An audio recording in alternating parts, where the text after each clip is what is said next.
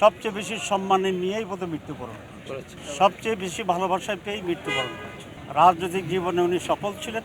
মানসিক অধিকার প্রতিষ্ঠার জন্য যার অবদান অপরিসীম এবং যাকে আপসী নেত্রী হিসাবে আমরা সকলে জানি, তার আজকে মৃত্যু ঘটেছে। ইন্না লিল্লাহি ওয়া ইন্না ইলাইহি রাজিউন। ম্যাডাম এক মানুষের অধিকার প্রতিষ্ঠার সংগ্রামে একজন আপসী নেত্রী ছিলেন। এটি ওনার রাজনৈতিক সংগ্রাম এবং জীবনের প্রতিটি পদক্ষেপে এটা প্রমাণ করেছেন। উনি অত্যন্ত দেশপ্রেমিক মানুষ ছিলেন। কোনো বড় প্রতিবেশীর সাথে উনি কখনোই দেশের সাথে আপোষ করেন নাই এবং এই জন্য অনেক সময়কে রাজনৈতিক নিপীড়নের শিকার হতে হয়েছে।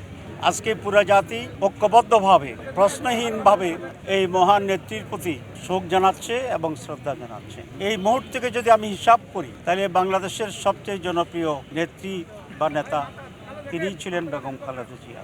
তিনি যখন অসুস্থ ছিলেন, আমি দেখেছি পুরা জাতির সকল দল মতের মানুষেরা অত্যন্ত উদ্বেগের সাথে ওনার সুস্থতা কামনা করেছিলেন, ঐক্যবদ্ধ হয়ে পড়েছিলেন সাধারণভাবে।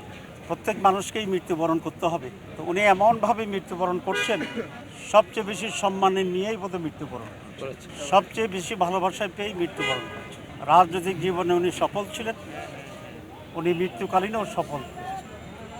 আমরা আল্লাহর কাছে এই মোনাজাত করি, আল্লাহ যেন তার গুনাহ খাতা মাফ করে দেন, ওনাকে ক্ষমা করেন এবং ওনাকে জান্নাতুল ফেরদৌস দান করেন। ওনার যে জাতির প্রতি ওনার যে নির্দেশিকা ছিল দেশপ্রেম, এটাকে অনুসরণ করে দেশের মানুষ এই দেশের প্রতি জনগণের তাদের দায়িত্ব পালন করবে।